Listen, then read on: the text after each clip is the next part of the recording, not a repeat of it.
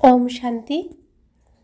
আজ 5ই ফেব্রুয়ারি 2025 প্রাতমূল্যী ওম শান্তি। বাপদাদা মধুবন। বাপদাদা বলছেন, মিঠে মিঠে বেচে এই শরীররূপী বস্ত্রকে এখানেই ত্যাগ করতে হবে। সেই জন্য এর প্রতি আকর্ষণ মিটিয়ে ফেলো। কোনো আত্মীয় পরিজন যেন স্মরণে না আসে।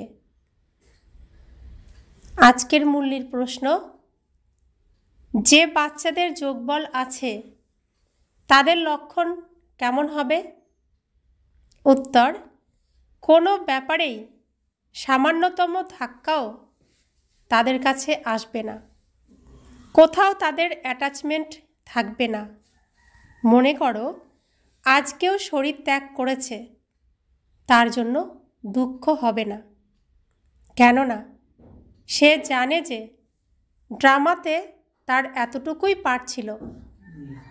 আত্মা এক শরীর ত্যাগ করে অন্য শরীর ধারণ করবে। ওম শান্তি। তাহলে আমরা বাবার কাছ থেকে কি জ্ঞান পাচ্ছি? আমি দেহ অর্থাৎ বস্ত্র, আর প্রত্যেকের দেহ বস্ত্র। বস্ত্রের সাথে বস্ত্র সম্পর্ক হয় না। রাবণ আমাদেরকে এসব সম্পর্ক করিয়ে রেখেছিল। তো আমরা বস্ত্র পরে অভিনয় করছি। যখন যার অভিনয় শেষ হয়ে যাবে, সে এই পৃথিবীর এই স্টেজটাকে ছেড়ে চলে যাবে। তার জন্য কোনো দুঃখ বা আফসোস যেন না আসে, বরং তার প্রতি শুভ কামনা থাকবে যে তুমি এই অভিনয় খুব ভালো করে করেছো, এর পরবর্তী যে তুমি অভিনয় করতে যাচ্ছ সেটা যেন খুব ভালো হয়, আরও শ্রেষ্ঠ অভিনয় তুমি পাও, খুব সুন্দর অভিনয় পাও। তো সেই শুভকামনা দিয়ে তাকে বিদায় দিতে হবে। তার জন্য দুঃখ কান্নাকাটি করা কোনো প্রয়োজন নেই, কারণ আমরা জ্ঞান প্রাপ্ত করেছি যে আত্মা কখনো মরে না, আত্মা অবিনাশী। তো বাবা বলছেন যে জন্য আমাদের জানা আছে যে ড্রামাতে তার এতটুকুই পার্ট ছিল। আত্মা এক শরীর ত্যাগ করে অন্য শরীর ধারণ করবে, অর্থাৎ সে আর একটা অভিনয় করতে চলে যাবে। ওম শান্তি। এই জ্ঞান বড়ই গুপ্ত, এতে নমস্কারও করতে হয় না। লৌকিক দুনিয়াতে নমস্কার অথবা রাম রাম ইত্যাদি বলে থাকে, এখানে এসব কথা চলে না। কেননা এটা হলো একটা ফ্যামিলি। আমরা সবাই এক পরিবারের, না ঈশ্বরীয় পরিবারের। ফ্যামিলিতে একে অপরকে নমস্কার বা গুড মর্নিং করবে, এটা শোভা পায় না। ঘরে তো খাওয়া দাওয়া করলো, অফিসে গেল, তারপর ফিরে এলো, এটাই চলতে থাকে। এর মধ্যে নমস্কার করার প্রয়োজন পড়ে না। গুড মর্নিং করার ফ্যাশন ইউরোপিয়ানদের কাছ থেকে এসেছে, নয়তো এর আগে এসব ছিল না। কোনো সৎসঙ্গে মিলিত হলে একে অপরের সাথে নমস্কার বিনিময় করে বা পাঁচ হয়ে। মাথা নত করে পাঁচ হওয়ার এই রীতি নম্রতার জন্য শেখানো হয়। এখানে তো বাচ্চারা, তোমাদের দেহি অভিমানী হতে হবে।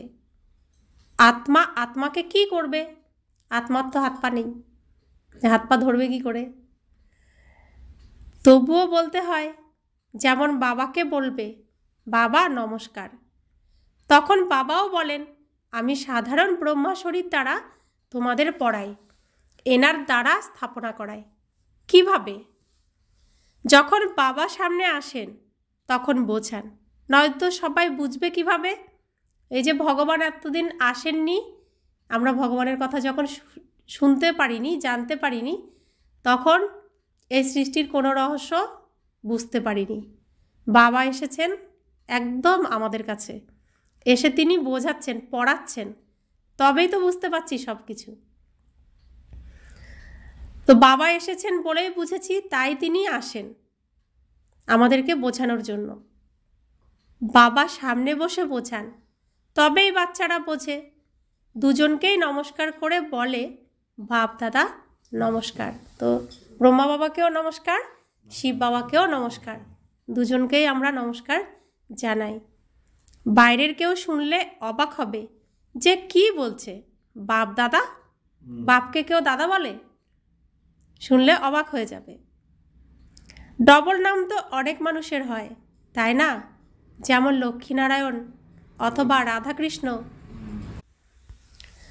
যদিও এরা স্ত্রী পুরুষ একত্রিত, কিন্তু লৌকিকে এরকম নাম তো থাকে, কৃষ্ণ গোপাল, রাধারমণ, এরকম দুটো নাম দিয়ে অনেকের নাম থাকে।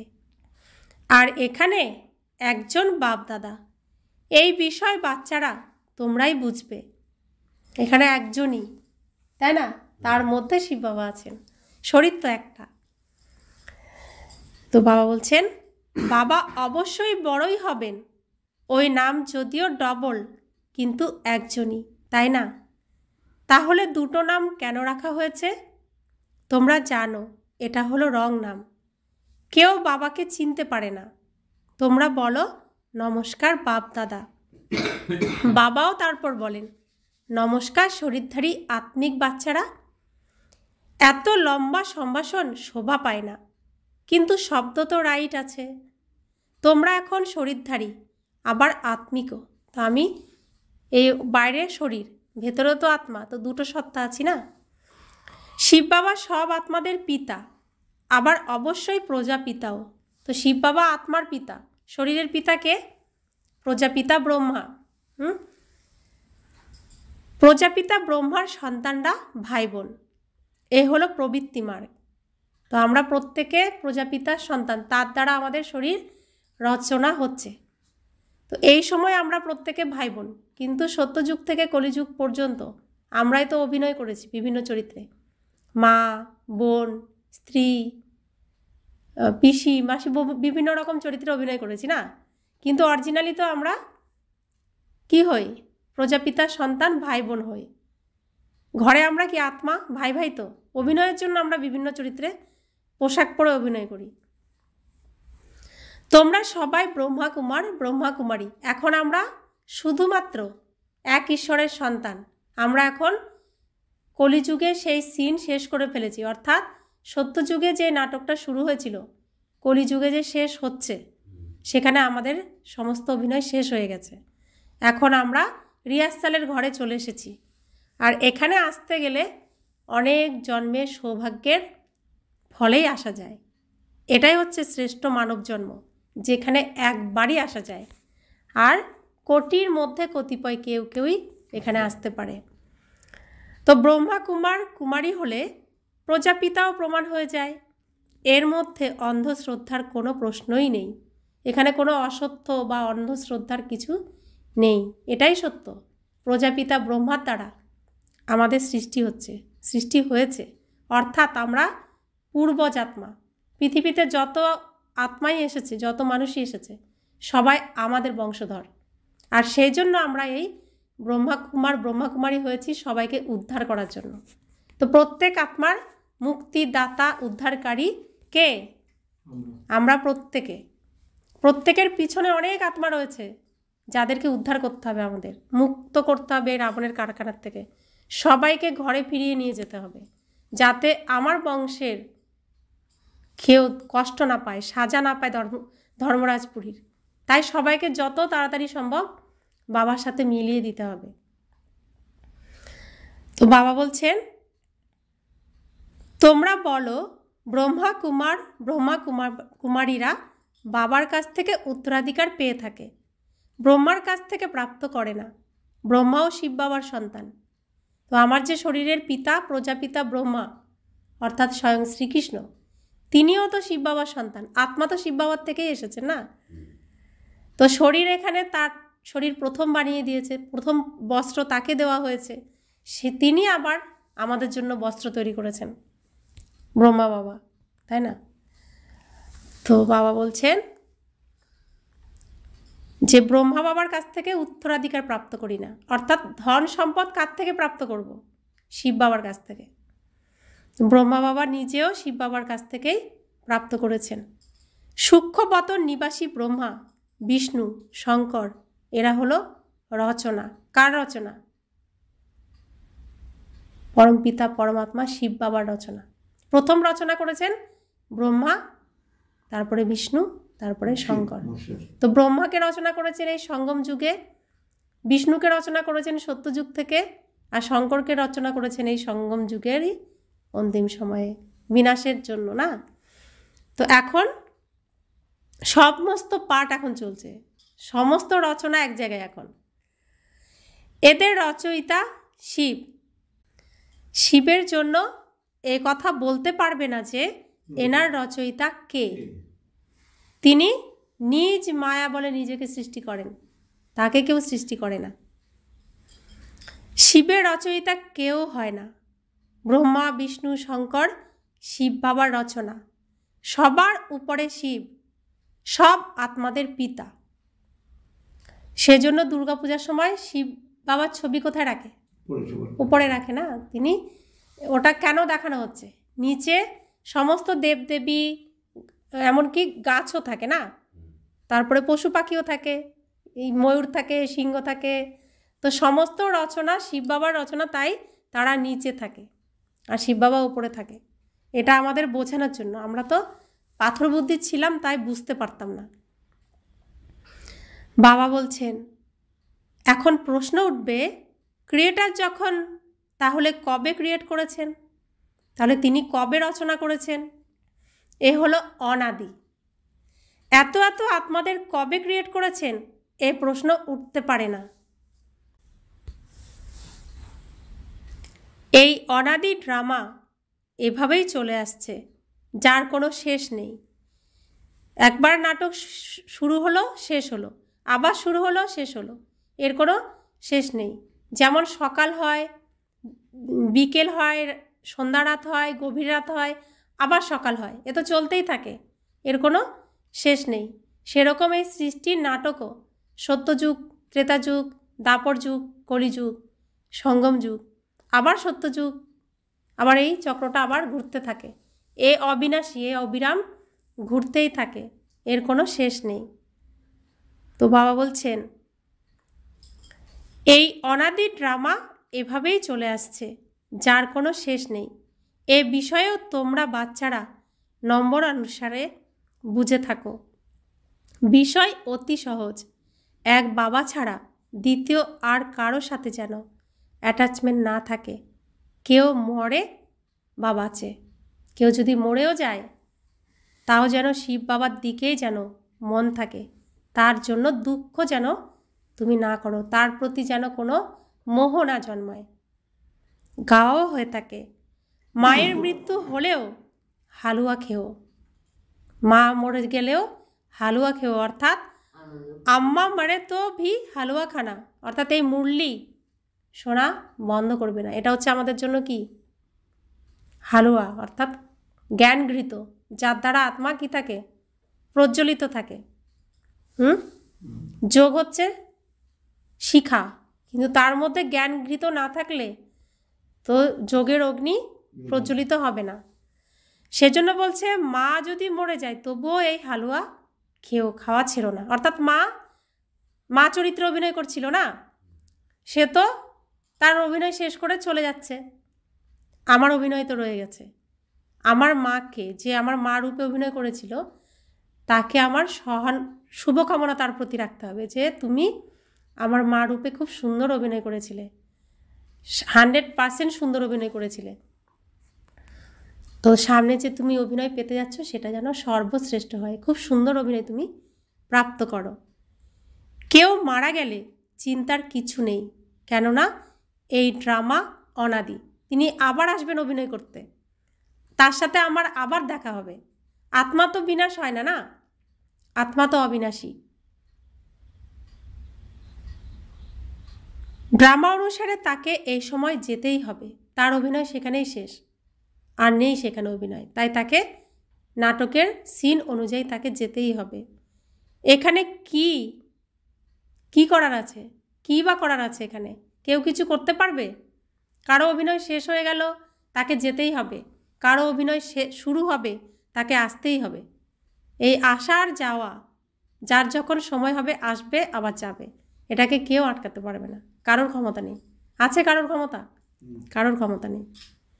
এতটুকু দুঃখ হওয়ার কিছু নেই, নিজেকে দুঃখী ভাবার কিছু নেই, কারণ এখন আমাদের জ্ঞান প্রাপ্ত হয়েছে।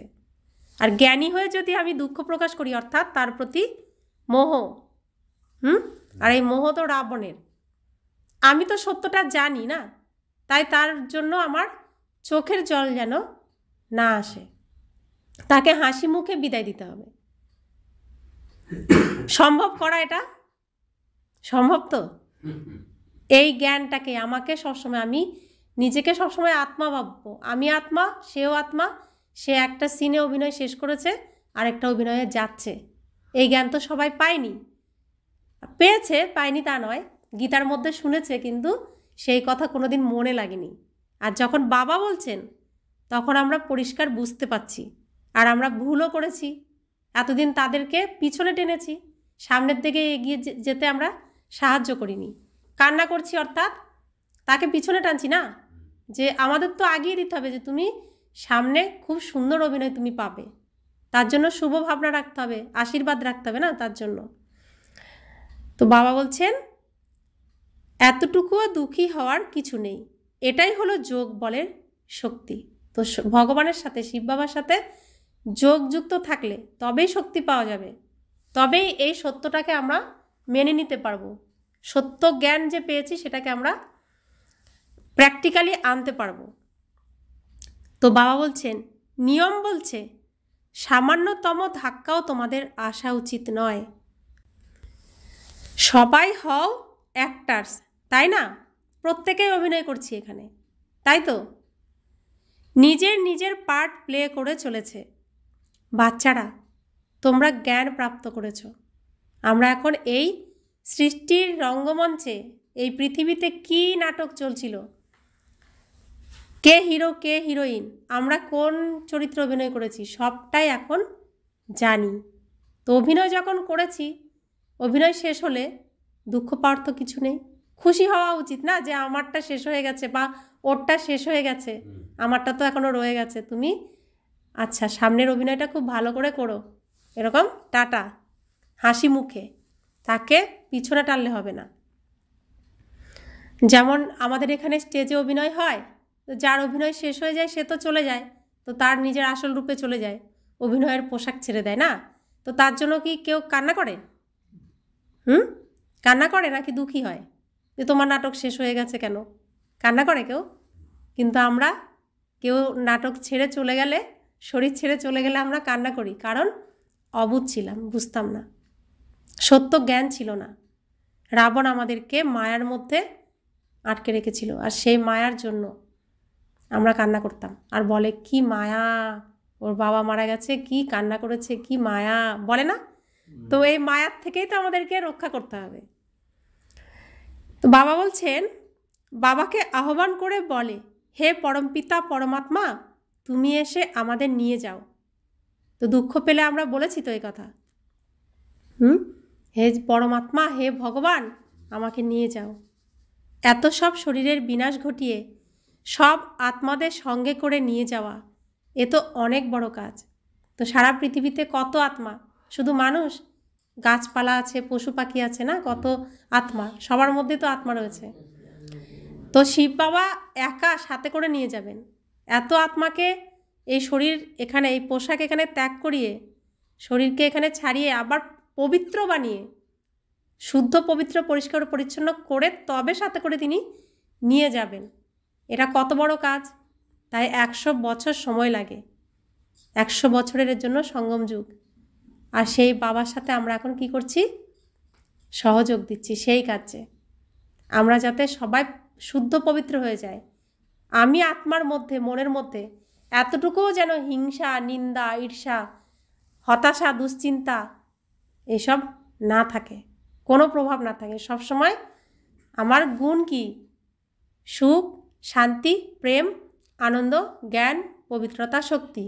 আমি এই রূপেই থাকবো, এর বাইরে কোনো রূপ যেন আমার না থাকে। অশান্ত রূপ, দুঃখী রূপ, রোগী রূপ এসব যেন না থাকে। এগুলো কে দিয়েছে? এগুলো রাবণ দিয়েছে। এই পৃথিবীতে রাবণের রাজ্যে এসেছি, রাবণ দিয়ে রেখেছে। আমাকে এইসবের থেকেই মুক্ত হয়ে শুদ্ধ পবিত্র হয়ে যেতে হবে। আমি আমার ঘরে যেরকম ছিলাম সেরকম হয়েই ফিরতে হবে। তো বাবার কত পরিশ্রম হচ্ছে এক একজন আত্মাকে এরকম পরিষ্কার করার জন্য। তো রাবণের জেলখানায় যারা রয়েছে রাবণের সেনাপতি হয়ে, তারা বলে ব্রহ্মাকুমারীতে যাবে না। তাহলে বাবা তাদেরকে সরাসরি আনতেও পারছে না, নিজের পরিচয়ও দিতে পারছে না, শ্রীকৃষ্ণের দ্বারা দিচ্ছেন। আর আমরা শ্রীকৃষ্ণের সাথী হয়েছি এই কার্যে বাবাকে সহযোগ দেওয়ার জন্য। এটাই হলো শ্রেষ্ঠ কর্ম, আর এই কর্মের দ্বারাই বৈকুণ্ঠ লাভ হবে, আর কোনো রাস্তা নেই। তো বাবা বলছেন, এখানে কেউ মারা গেলে 12 মাস কাঁদতে থাকে। বাবা তো সঙ্গে করে এত অসংখ্য আত্মাদের নিয়ে যাবেন, সবাই এখানে শরীর ত্যাগ করবে। বাচ্চারা জানে মহাভারতের লড়াই শুরু হলে মশার মতো আত্মারা যেতে থাকবে। তো এখন আত্মারা মশার মতো যেতে থাকছে না, কলিযুগ রাত, আর একসাথে ঝাঁকে ঝাঁকে একসাথে মৃত্যু হচ্ছে না, শরীর ছাড়ছে। তো মশার মতো না, রাতের বেলায় এসেছে আর রাতের বেলায় শেষ হয়ে যাচ্ছে। মশা রাতের বেলায় বেরোয় আর রাতের বেলায় শেষ হয়ে যায়। তো বাবা বলছেন এসব কথা আমরা গীতাতে শুনে এসেছি, কিন্তু মনের মধ্যে এর কোনো প্রভাব ছিল না। তো বাবা বলছেন, ন্যাচারাল ক্যালামিটিজও হতে থাকবে, সম্পূর্ণ দুনিয়াকে বদলে দেবে প্রাকৃতিক দুর্যোগ। প্রকৃতির দ্বারাই তো এই পৃথিবীর কি হবে, বিনাশ হবে। আর স্থাপনা কারা করছে? আমরা করছি। একদিকে বিনাশ হচ্ছে, অর্থাৎ প্রকৃতি ভাঙছে, আর আমরা এদিকে সব কিছুকে গুছিয়ে সুন্দর বানাচ্ছি। তো এর জন্য দেখুন এখন কনস্ট্রাকশনের কাজ একদিকে ভাঙা হচ্ছে, আরেকদিকে নতুন করে তৈরি করা হচ্ছে না, তো সেরকমই। তো বাবা বলছেন, এখন দেখো ইংল্যান্ড, রাশিয়া ইত্যাদি কত বড় বড় দেশ রয়েছে। সত্যযুগে কি এসব ছিল? দুনিয়াতে এটা কারো বুদ্ধিতে আসে না যে আমাদের রাজ্যে এরা কেউ ছিল না। একটাই ধর্ম, একটাই রাজ্য ছিল।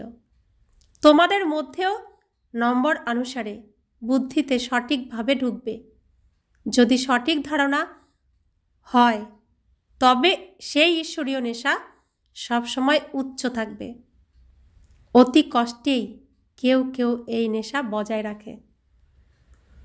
আত্মীয় পরিজন ইত্যাদি সব দিক থেকে মনকে সরিয়ে এনে এক অপার খুশিতে স্থিত হয়ে যাওয়া অতি চমৎকারিত্ব এতে। তো সত্য জ্ঞান সত্য পিতা দিয়েছেন, সত্য আত্মা শুনছি সত্যনারায়ণের যুগে যাওয়ার জন্য, তাই তো? তাহলে এখানে যে রাবণের মিথ্যা মায়ার দুনিয়া, এই দুনিয়ায় যাদের সাথে আমি অভিনয় করছিলাম, শরীরগুলো তো আমার কেউ হয় না। শরীর কি আমার কিছু হয়? আত্মা আমার ভাই, তাই তো? আত্মার সাথেই তো অভিনয় করছিলাম। তো আগে জ্ঞান ছিল না, এখন জ্ঞান প্রাপ্ত করেছি।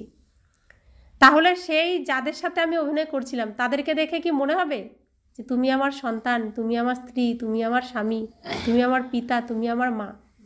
আগের মতো কি মনে হবে? না, মনে হবে যে তুমি তো আমার স্ত্রী রূপে অভিনয় করছো, তুমি তো আমার সন্তান রূপে অভিনয় করছো, তুমি মা রূপে অভিনয় করছো। কিন্তু সবাইকে এখন ঘরে ফিরতে হবে, তা আমি চললাম, আমার অভিনয় শেষ করে দিয়েছি, তোমরা এসো। এই মনে স্থিতি আসবে? আনা সম্ভব? সম্ভব, প্র্যাকটিসের দ্বারা। এটাই হচ্ছে জ্ঞান। আর এই স্থিতিতে যে স্থিত হবে সেই হবে স্থিতপ্রজ্ঞ অবস্থা। আর সেটাই লাভ করার উদ্দেশ্যেই গীতা আমাদের মধ্যে দিয়ে রেখেছিল। গীতার লাস্ট অধ্যায় এই কর্মাতীত অবস্থা, স্থিতপ্রজ্ঞ অবস্থা। তা আপনি যখন রোজ ভাববেন আমি আত্মা, আমি আত্মা, আমার এই সন্তান আত্মা, আমার স্ত্রী আত্মা, আমার মা আত্মা, ভাবতে ভাবতে বুঝতে পেরে যাবেন এরা তো আত্মা, তখন আপনার মধ্যে সেই স্থিতিটা আসবে, তাদের প্রতি সেই মোহ মায়া আর থাকবে না। তো এটা প্র্যাকটিস করতে হবে, বলতে হবে সবসময় আমি আত্মা, সেও আত্মা, আত্মা আত্মা আত্মা, আত্মা হিসেবেই ভাবতে হবে। তো যেমন সত্যযুগ ত্রেতা যুগে আমরা আত্মা ছিলাম, দাপর যুগেও আমাদের আত্মিক স্থিতি অনেকটাই ছিল। দাপরের মাঝের থেকে এই কলিযুগ পর্যন্ত আমরা দেহের স্থিতি এসেছি, দেহের ভানে এসেছি। তো দেহে ভানে আসতেও তো সময় লেগেছে আত্মিক স্থিতির থেকে। তো 63 জন্ম আমাদের দেহের ভান ছিল, অল্প অল্প করে হতে হতে কলিযুগের শেষে পুরো দেহই ভেবেছি নিজেকে। তো সেখান থেকে নিজেকে আবার আত্মা ভাবতে একটু তো সময় লাগবে, কিন্তু অসম্ভব নয়, সম্ভব সেটা। তো নিজেকে যে আত্মিক স্থিতিতে স্থিত করতে পারবে তারাই তো সত্যযুগ ত্রেতা যুগে যাবে, তা নয়তো যেতে পারবে না, কারণ সেখানে আত্মা এই জ্ঞান সবার মধ্যেই থাকে। তো এটা অনেক প্র্যাকটিসের ব্যাপার। সারা দিন আমি আত্মা, শান্ত স্বরূপ আত্মা, আমি আত্মা, সুখ স্বরূপ আত্মা, নিজের সাথে নিজে কথা বলতে হবে। তো বাবা বলছেন যে অতি কষ্টেই কেউ কেউ এই নেশা বজায় রাখে, আত্মীয় পরিজন ইত্যাদি সব দিক থেকে মনকে সরিয়ে এনে এক অপার খুশিতে স্থিত হয়ে যাওয়া অতি চমৎকারিত্ব এতে। তবে হ্যাঁ, এটাও অন্তিমে গিয়ে হবে। যারা যারা অভিনয় করবে সত্যযুগে ত্রেতা যুগে, তাদের এমন স্থিতি অন্তিমে গিয়ে হবে। শেষে গিয়েই কর্মাতীত অবস্থা প্রাপ্ত হবে, শরীর থেকেও দেহভান ছিন্ন হয়ে যাবে। ব্যাস, আমি এখন চললাম, এটাই যেন কমন বিষয় হয়ে যাবে। তখন মন জানবে আমি এখন চললাম বাড়ি। যেমন নাটকের কুশীলবরা পাঠ শেষ করে ঘরে ফিরে যায়, এই দেহরূপী বস্ত্র তো তোমাদের এখানেই ত্যাগ করতে হবে।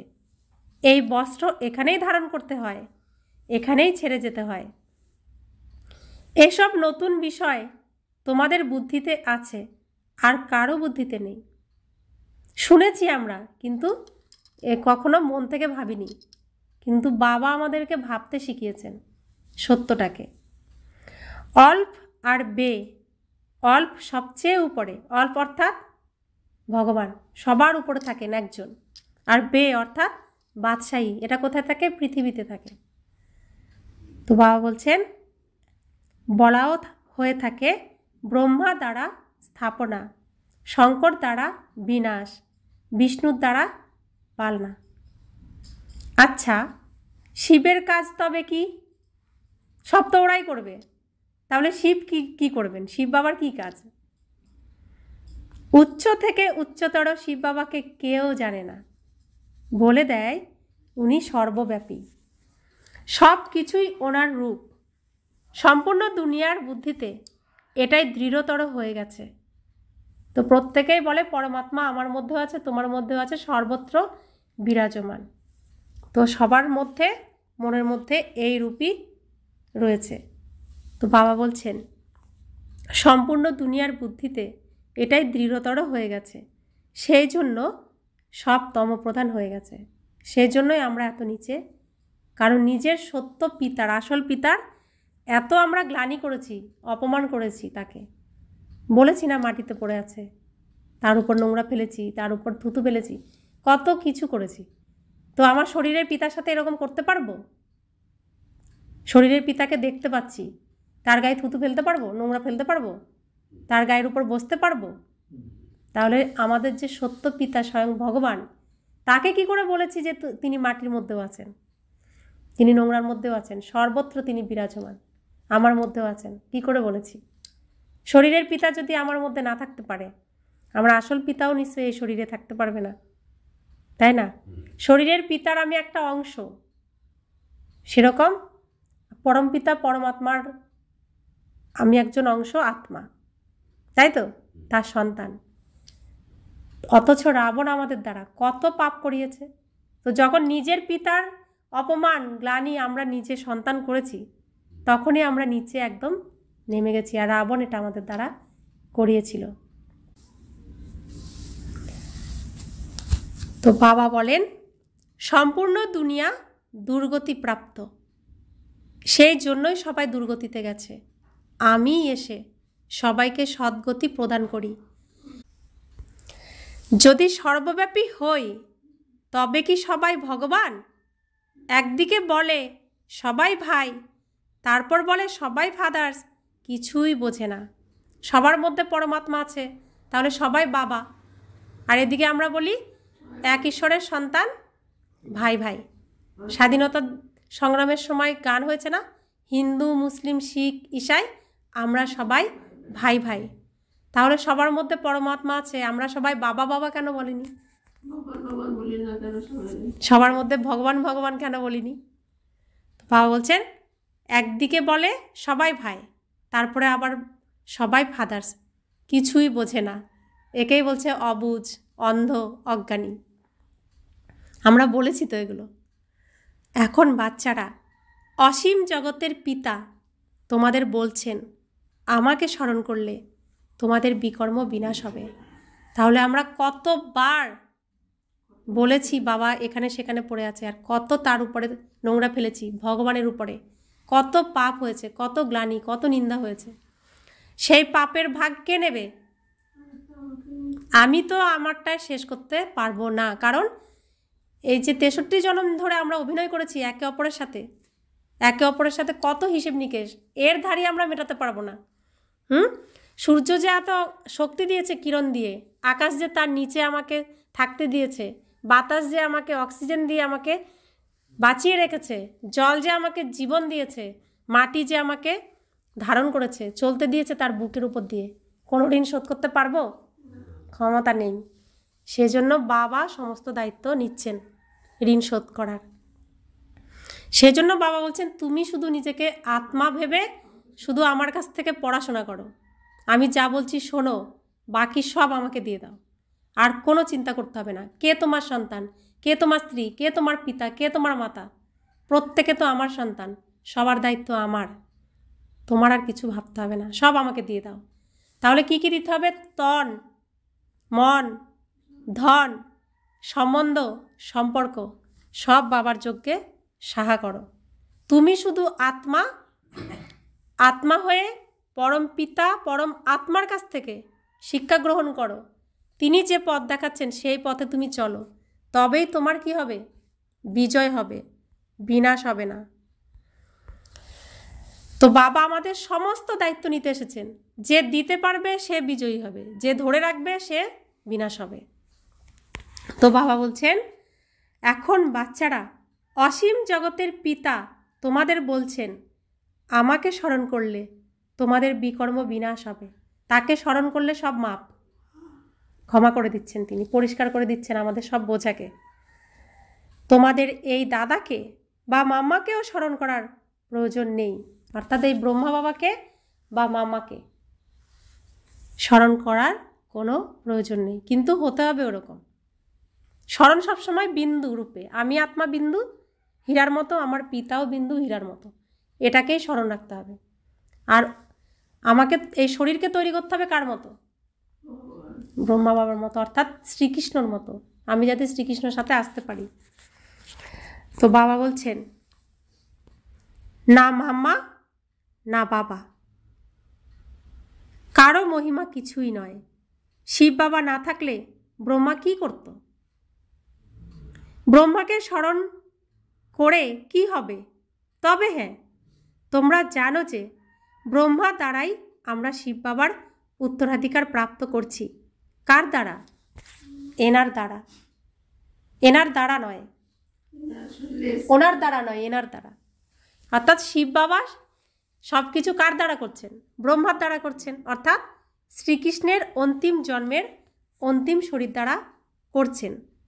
ইনিও শিব বাবার থেকেই উত্তরাধিকার প্রাপ্ত করেন। সুতরাং স্মরণ কাকে করতে হবে? শিব বাবাকেই করতে হবে। কারণ ব্রহ্মা বাবা নিজে, অর্থাৎ শ্রীকৃষ্ণ নিজে শিব বাবার কাছ থেকেই প্রাপ্ত করেছেন সব কিছু। তো যার কাছ থেকে প্রাপ্ত হবে তাকেই স্মরণ করতে হবে, অর্থাৎ প্রত্যেকে বাবার কাছ থেকেই পায়। তো আমারও বাবাকেই স্মরণ করতে হবে। ইনি তো মাঝখানে দালাল। কে দালাল? ব্রহ্মা বাবা দালাল হয়ে এসেছেন।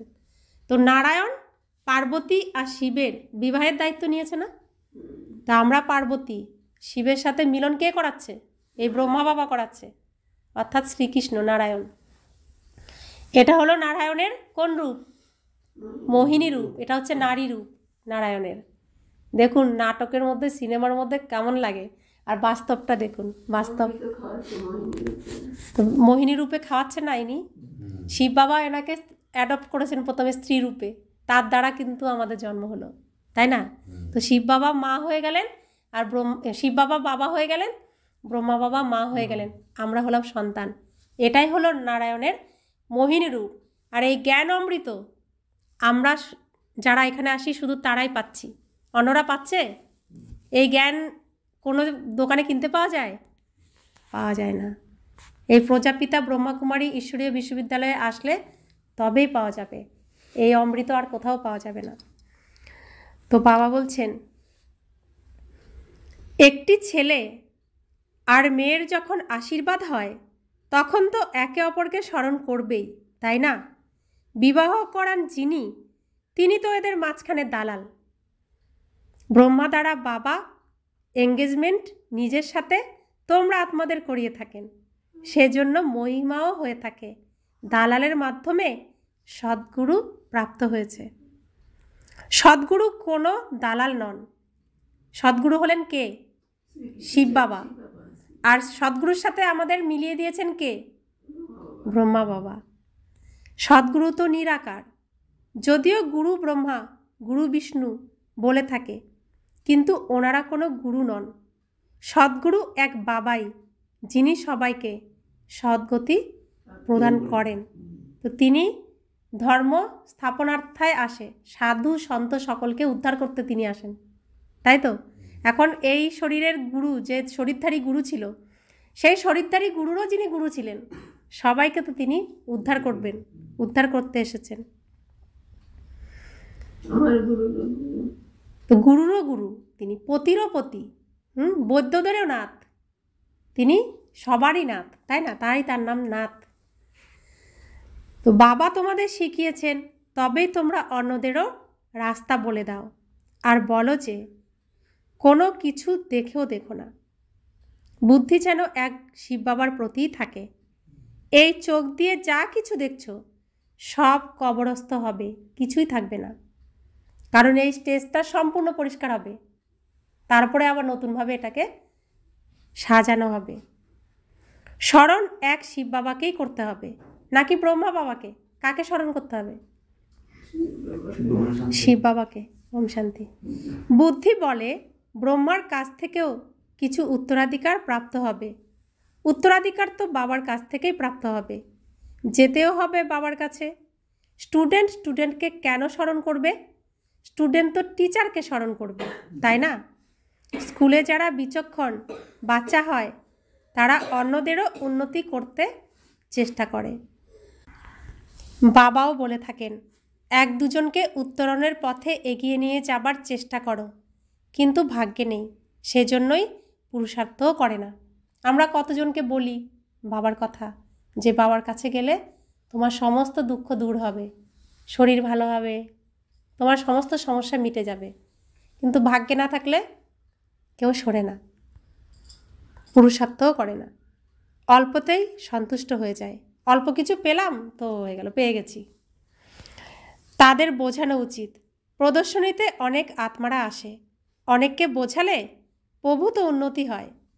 নিমন্ত্রণ করেও নিয়ে আসা হয়।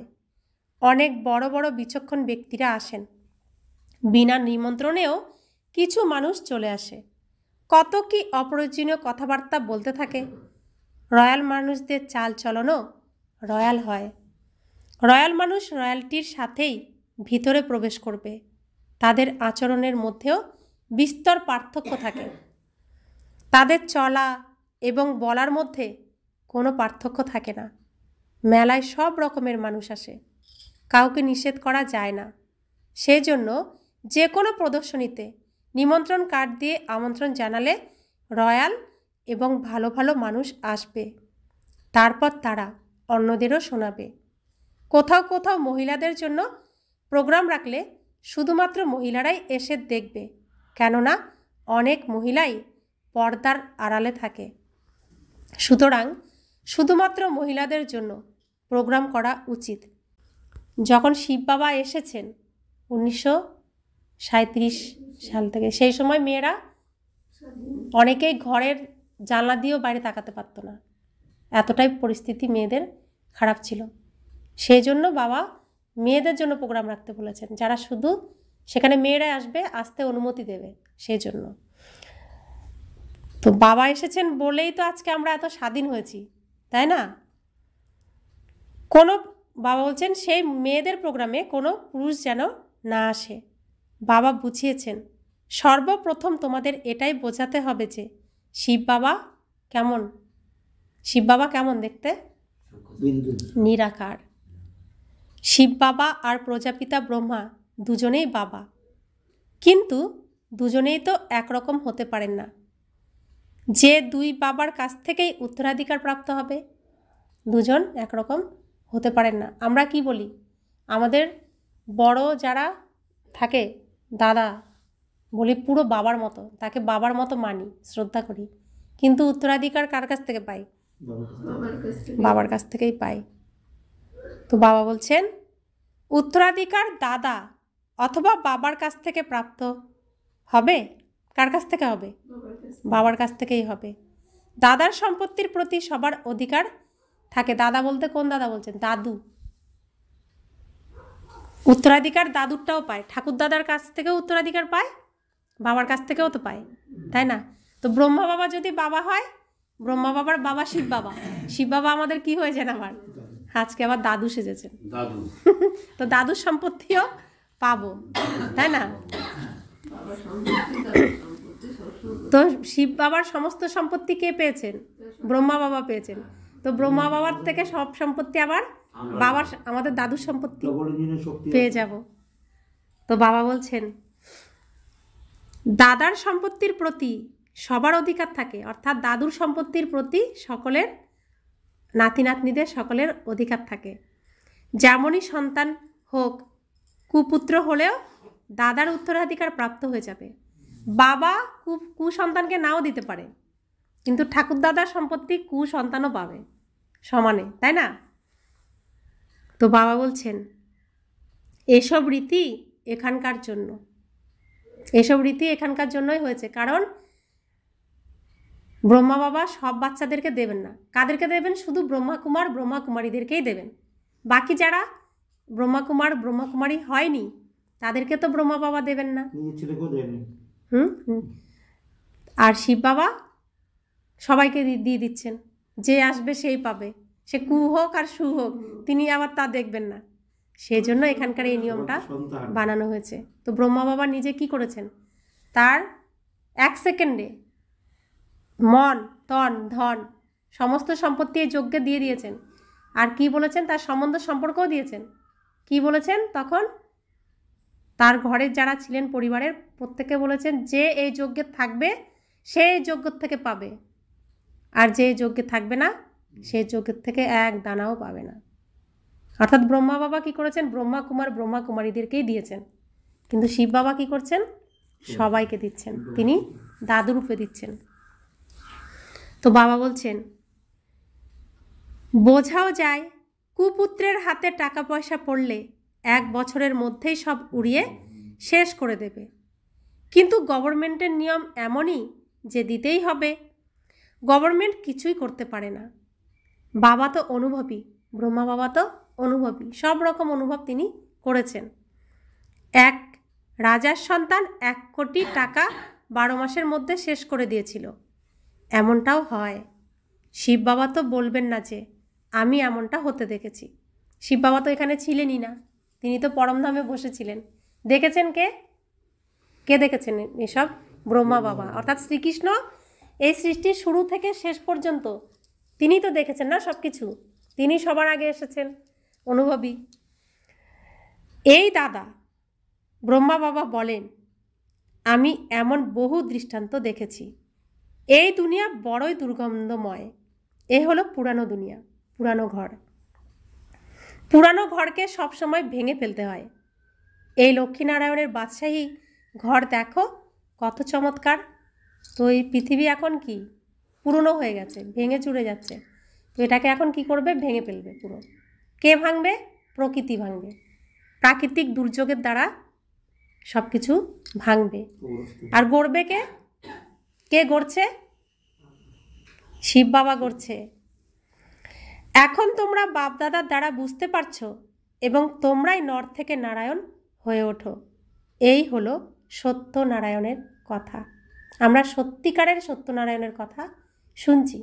কিভাবে নর থেকে তিনি নারায়ণ হয়েছেন, কিভাবে তিনি ব্রহ্মার থেকে বিষ্ণু হয়েছেন, আবার বিষ্ণুর থেকে ব্রহ্মা তিনি কিভাবে হয়েছেন, আমরা এখন সবটাই জানতে পেরেছি।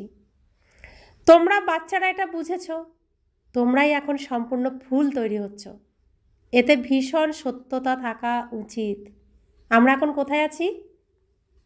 কোথায় আছি? সত্য পিতার সাথে, সত্য আত্মা, সত্যনারায়ণের কথা শুনছি সত্য যুগে যাওয়ার জন্য। এখানে এক বিন্দু ছলনা চলবে?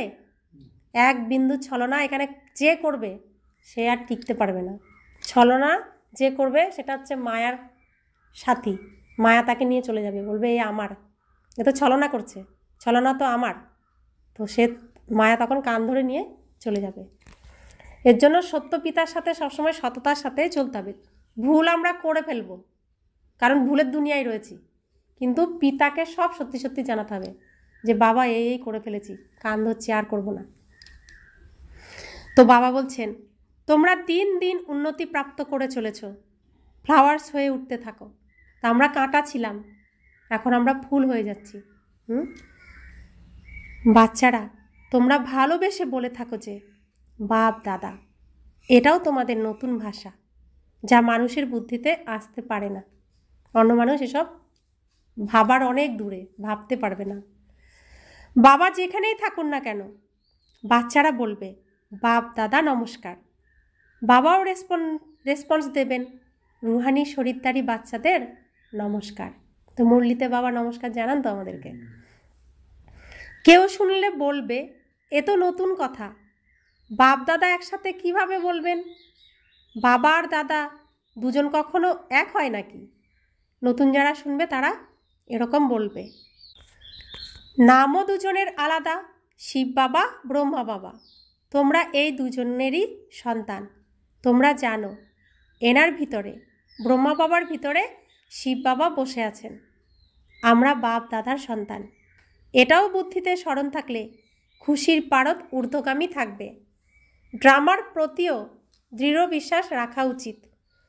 এই নাটকটার প্রতিও দৃঢ় বিশ্বাস থাকা উচিত আমাদের। মনে করো কেউ শরীর ত্যাগ করেছে, এরপর অন্য শরীর ধারণ করে দ্বিতীয় কোনো পার্ট প্লে করবে। প্রত্যেক আত্মা অবিনাশী পার্ট পেয়েছে, এর মধ্যে বিচলিত হওয়ার কিছু নেই। তাকে দ্বিতীয় কোনো পার্ট প্লে করতেই হবে। তাকে তো আর ডেকে ফিরিয়ে আনা যাবে না। ড্রামা, তাই না? নাটক শেষ হয়ে গেছে, তাকে তো আর ফিরিয়ে আনা যাবে না, যতই আমি কান্নাকাটি করি। তো বাবা বলছেন এতে কান্নাকাটি করার কোনো ব্যাপার নেই। এমনই অবস্থা যারা প্রাপ্ত করতে পারে তারাই নির্মোহী রাজা হয়। সত্যযুগে সবাই নির্মোহী, মোহহীন হয়। সত্যযুগে কেউ শরীর ছাড়লে কেউ কান্নাকাটি করে না। যে শরীর ছাড়বে তারও কোনো মন খারাপ থাকে না। সে জানে শরীর পুরনো হয়ে গেছে, এবার এটাকে ছাড়তে হবে, আমি আবার নতুন পোশাক পরব। তো বাবা বলছেন এখানে কেউ মারা গেলে কত কান্নাকাটি করে। বাবাকে পেয়েছি যখন আর তো কান্নাকাটি করার প্রয়োজন নেই। বাবা কত সুন্দর পথ বলে দিয়েছেন। কন্যাদের জন্য তো খুব ভালো। তোমাদের লৌকিক পিতা অযথা কত পয়সা খরচ করে আর তোমরা গিয়ে নরকে পড়ো। বরং বলো যে আমি এই পয়সা দিয়ে রুহানি ইউনিভার্সিটি বা হসপিটাল খুলব। অনেকের কল্যাণ করলে তোমাদেরও পুণ্য, আমারও পুণ্য হবে। এটা কন্যাদের তার মাতা পিতাকে বোঝানোর কথা বলছে যে অনেক টাকা পয়সা খরচ করে তোমরা তো আমাকে নরকেই ফেলবে, এর থেকে সেই টাকা পয়সা আমাকে দাও, আমি এই ঈশ্বরীয় ইউনিভার্সিটি খুলব, সেখানে অনেকের কল্যাণ হবে, তোমারও কল্যাণ হবে, আমারও কল্যাণ হবে। তো শুদ্ধ পবিত্র তো সবাইকে হতেই হবে, তাই না? তো বাবা বলছেন বাচ্চারা নিজেরাই উৎফুল্ল থাকে এই ভেবে যে আমরা ভারতকে স্বর্গ বানাবার জন্য তন মন ধন সব উৎসর্গ করব। এমনই ঈশ্বরীয় নেশা থাকা উচিত। দিতে হলে দাও, না দিতে হলে দিও না। তোমরা নিজেদের কল্যাণ আর অনেকের কল্যাণ করতে চাও না। তোমাদের যদি দিতে হয় দাও, না দিলে দিও না। বাবা কি করবেন? তোমাদের কি অনেকের কল্যাণ করতে ইচ্ছা হয় না? তোমরা কি করতে চাও না? এতটাই খুশি থাকা উচিত যে আমি অনেকের কল্যাণ করব, সত্য পথ দেখাবো, বৈকুণ্ঠের পথ দেখাবো, যেটা কেউ দেখাতে পারে না, আমি দেখাবো, আমি করে দেখাবো। বিশেষ করে কুমারীদের তো এগিয়ে আসা উচিত, কারণ কুমারীদের আমরা দেবী রূপে দেখি, পূজ্য রূপে দেখি, কুমারী পূজা করা হয়, তাই কুমারীদের দ্বারা সেবা সব থেকে বেশি ভালো হয়। তো নারীরা কি করবে? স্বর্গের দ্বার খুলবে। নারীদেরকেই বাবা সব শক্তি দিয়েছেন, সব ভাণ্ডার দিয়েছেন। তো যারা কুমারী কন্যা সন্তান প্রাপ্ত করেছেন, কার থেকে প্রাপ্ত করেছেন? ভগবানের কাছ থেকেই তো এসেছে। তাহলে যার থেকে প্রাপ্ত করেছি যদি তার হাতে তুলে দেওয়া যায়, এর থেকে বড় কন্যাদান আর হবে? রাবণের সেনাপতিদের হাতে তুলে দেওয়ার থেকে যে ভগবান দিয়েছে সেই ভগবানের হাতে যদি তুলে দেওয়া যায়, এটা হচ্ছে শ্রেষ্ঠ কন্যাদান। আর সেটা হচ্ছে এই সঙ্গম যুগের এই মহাদান। এই ব্রহ্মাকুমারী আশ্রমে কত কন্যা নিজের জীবন সমর্পণ করেছেন, তাহলে তাদের সেই পিতামাতা কত সৌভাগ্যবান যে ভগবানের হাতে, ভগবানকে জামাই রূপে পেয়েছে, ভগবানের হাতে তার কন্যাকে দান করেছে। এটাই হলো শ্রেষ্ঠ কন্যাদান। তো এরকম সৌভাগ্য প্রাপ্ত করা অতি সৌভাগ্যবানদেরই হয় না? তো এই মহাদান করার সৌভাগ্য যার প্রাপ্ত হবে, তার জন্ম জন্মান্তর কি হবে? সব জন্মগুলোই শ্রেষ্ঠ হবে না? তো ভগবান তার দায়িত্ব নিয়ে নিচ্ছেন। अच्छा, मीठे मीठे सिखिला दे बच्चों प्रति माता पिता बाप दादा का याद प्यार और गुड मॉर्निंग। रूहानी बाप की रूहानी बच्चों को नमस्ते। हम रूहानी बच्चों की रूहानी माता पिता बाप दादा को याद प्यार, गुड मॉर्निंग और नमस्ते नमस्ते नमस्ते। शुक्रिया बाबा, शुक्रिया बाबा, शुक्रिया। धारणार जन्य मुख्य सार, निजेर आचार आचरणे रय्याल्टी थाका उचित, सुंदर आचरणेर साथे कथा बला उचित, নম্রতার गुण धारण करते हबे। देवी देवतार मतो आचरण आमाके एखानेई करे देखाते हबे। द्वितीय धारणा, এই চোখ দিয়ে যা কিছু দেখছো সব কবরস্থ হবে, সেই জন্য সব কিছু দেখেও না দেখার ভান করে থাকা উচিত। এক শিব বাবাকে স্মরণ করতে হবে, কোনো দেহধারীকে নয়। অর্থাৎ দেহধারীদেরকে দেখলে কি হবে? তাদের ভেতরের বিকার আমার মধ্যে আসবে। আর আমি তো নিজেকে পরিষ্কার করছি এখন, আমি তো আর নোংরা মাখবো না, তাই না? তাই সামনে শিব বাবাকে আর ব্রহ্মা বাবাকে রাখবো। আর সত্য যুগকে, যেখানে আমি যাব সেই যুগকেই আমি স্মরণে রাখবো। বরদান, মাস্টার জ্ঞানসাগর হয়ে পুতুল খেলা সমাপ্ত করে স্মৃতি তথা সমর্থ স্বরূপ ভব। যেরকম ভক্তিমার্গে মূর্তি বানিয়ে পূজা ইত্যাদি করে, তারপর সেই মূর্তিকে জলে ডুবিয়ে দেয়, তো এটাকে তোমরা পুতুল পূজা বলে থাকো। এরকম তোমাদের সামনেও যখন কোনো নির্জীব অসার কথা, ঈর্ষা, অনুমান, আবেশ ইত্যাদি আসে, আর তোমরা তার বিস্তার করে অনুভব করো বা করাও যে এটাই হলো সত্য, তো এর দ্বারা তোমরা তার মধ্যে প্রাণ ভরে দাও। তারপর তাকে জ্ঞান সাগর বাবার স্মরণের দ্বারা অতীতকে বিন্দু লাগিয়ে স্ব উন্নতির ঢেউয়ে ডুবিয়ে থাকো। কিন্তু এতে টাইম তো ওয়েস্ট হয়ে যায়, তাই না? এই জন্য প্রথম থেকেই মাস্টার জ্ঞানসাগর হয়ে স্মৃতি তথা সমর্থি ভবর বরদানের দ্বারা এই পুতুলের খেলাকে সমাপ্ত করো। সময় নষ্ট করো না। তো আমরা এখানে সমস্ত দেবী দেবতাকে সম্মান জানাই, সবার জন্য আমরা ভোগ লাগাই, কিন্তু কাকে লাগাই? আত্মাকে লাগাই, কোনো মূর্তিকে লাগাই না, তাই তো? তো অরিজিনালি করতে হবে কি? এটাই স্লোগান। যে সঠিক সময়ে সহযোগী হয় তার একের পদমগুণ ফল প্রাপ্ত হয়। তো আমরা এখানে সহযোগী কার হয়েছি? শিব বাবার আর কার? ব্রহ্মা বাবার। তো আমি যতটা সহযোগ দেব তার পদম গুণ, দুটো শক্তি আছে না, দুটো শক্তি মিলে আমাকে প্রাপ্ত করে দিচ্ছে, পদম গুণ আমার প্রাপ্তি হবে। তো যতটুকুই দেব, সময়, সংকল্প বা তন বা মন বা ধন যাই দিই না কেন, তার প্রাপ্তি পদম গুণ। তার দ্বারাই তো আমাদের সোনার মহল হবে। এখানে দিচ্ছি কি? শুধু আমার মতো এক মুঠোই তো দিচ্ছি। আজকের অব্যক্ত ইশারা, একান্ত প্রিয় হও, একতা আর একাগ্রতাকে ধারণ করো। যে সমস্ত রাজনেতারা বা ধর্মনেতারা আছে তাদেরকে পবিত্রতা আর একতার অনুভব করাও।